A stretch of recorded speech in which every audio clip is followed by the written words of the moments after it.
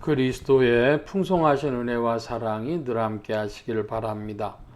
오늘 이 아침에는 사도행전 제15장 1절로 11절까지의 말씀, 생명의 삶 큐티 7월 26일자 말씀입니다. 먼저 15장 1절부터 살펴봅니다. 어떤 사람들이 유대로부터 내려와서 형제들을 가르치되 너희가 모세의 법대로 할례를 받지 아니하면 능히 구원을 얻지 못하리라 하니 바울과 바나바와 저희 사이에 적지 아니한 다툼과 변론이 일어난지라 형제들이 이 문제에 대하여 바울과 바나바와 및 그 중에 몇 사람을 예루살렘에 있는 사도와 장로들에게 보내기로 작정하니라.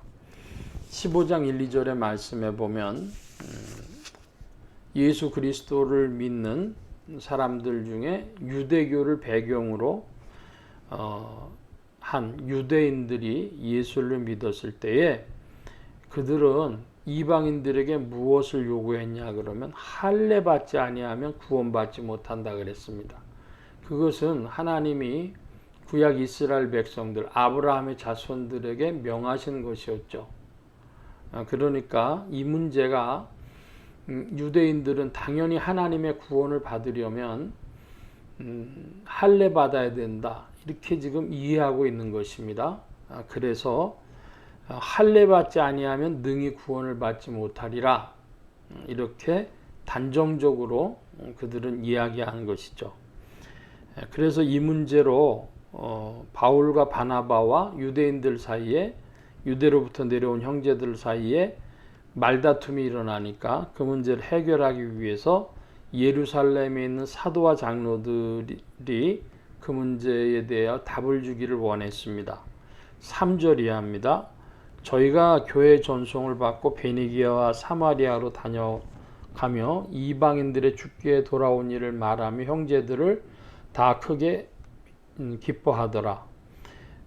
예루살렘에 이르러 교회와 사도와 장로들에게 영접을 받고 하나님이 자기들과 함께 계셔 행하신 모든 일을 말하며 바리새인 중에 믿는 어떤 사람들이 일어나 말하되 이방인에게 할례 주고 모세 율법을 지키라 명하는 것이 마땅하다 하니라. 5절까지 말씀해 보면 바리새인, 바리새파 중에 믿는 사람, 그러니까 바리새파를 그들의 배경으로 둔 사람들은 그 문화에 젖어 있는 것이죠. 그래서 그들이 예수님을 믿으려면 할례 받고 모세 율법 지켜라. 그것이 마땅하다. 이렇게 말한 것입니다. 6절 이하입니다. 사도와 장로들이 이 일을 의논하러 모여 많은 변론이 있은 후에 베드로가 일어나 말하되 형제들아 너희도 알거니와 하나님이 이방인들로 내 입에서 복음의 말씀을 들어 믿게 하시려고 오래전부터 너희 가운데서 나를 택하시고 또 마음을 아시는 하나님이 우리에게와 같이 저희에게도 성령을 주어 증거하시고 믿음으로 저희 마음을 깨끗게 하사 저희나 우리나 분간치 아니하셨느니라. 6절 이하에 보면은 사도 베드로가 이방인 문제에 대해서 할 말이 있었습니다. 그것은 로마인 고넬료에게 이제 하나님께서 베드로를 보내시면서 환상을 보여주셨고 먹지 못할 것을 먹으라 명하시는 환상을 보여주셨고 고넬료의 집에 가서 말씀을 전할 때에 성령이 그들에게 내리는 것을 보았고 그러므로 베드로가 그들에게 세례를 주었습니다. 자, 그런 이방인에게 복음 전하고 성령이 내리셔서 유대인과 이방인을 분별치 아니하는 것을 경험한 베드로가 자신의 경험을 배경으로 자신의 체험을 배경으로 지금 이야기한 것이죠. 10절 이하입니다. 그런데 지금 너희가 어찌하여 하나님을 시험하여 우리 조상과 우리도 능히 매지 못하던 멍에를 제자들의 목에 두려느냐. 우리가 저희와 동일하게 주 예수의 은혜로 구원받는 줄을 믿노라 하니라. 아멘. 베드로의 짧은 이야기지만 아주 핵심을 찌른 그런 말씀이 되겠습니다. 구원은 무엇으로 받느냐? 주 예수의 은혜로 구원받는다. 이런 것이죠. 너무도 그 사도 베드로가 명백하게 얘기했는데 유대인과 이방인 사이의 구원의 공통점은 무엇입니까? 그것은 삼위일체 하나님입니다. 성령이 임하셨다 하는 것입니다. 하나님의 사랑으로 말미암아 예수 그리스도를 구주로 섬긴 이들에게는 성령이 내려오시죠. 그래서 그들이 이제 세례를 받고 그리스도의 사람으로 구별이 되는 것입니다. 그러니까 특별히 할례 받을 필요 없죠.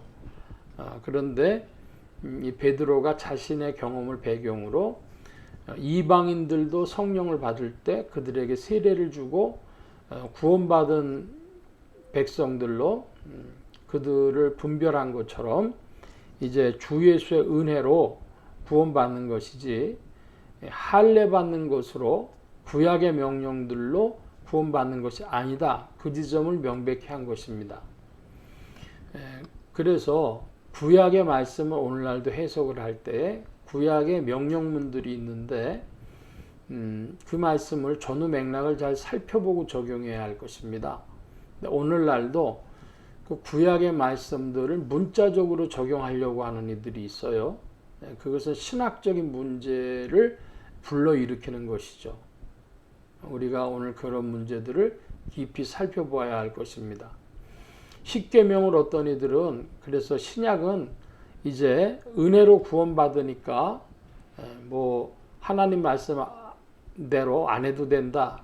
그것도 자신들의 그 성서 해석을 비롯해서 문제를 야기시키는 그런 해석이 되겠습니다. 성령이 오시면 마땅히 우리가 따라 행할 것을 행하게 하시는데 예를 들면 할례 받는 것 같은 것은 그것은 굳이 실행해야 하지 않아도 될 우리가 그리스도 예수의 이름으로 세례를 받음으로 굳이 실행하지 않아도 될 것인데 마치 그것조차 실행해야 될 것처럼 착각을 하는 것이죠. 동시에 그리스도 안에서도 나아갈 인생의 가이드라인이 있는데 예를 들면 십계명입니다. 부모를 공경해야 되는 거, 또 살인하지 말고 간음하지 말고 도적질하지 말고 거짓말하지 말고 비교의식 갖지 말고 그런 모든 것들이 마땅히 오늘도 할 일인데 그저 은혜로 구원받는 것이고 내가 예수님 믿기만 하면 그런 일하고 아무 상관없는 것처럼 그렇지 않고 주의 은혜로 우리가 믿음을 가질 때 성령이 우리에게 오셔서 하나님의 법에 부합하도록 우리의 삶을 우리의 생활을 이끌어 가시는 것이죠.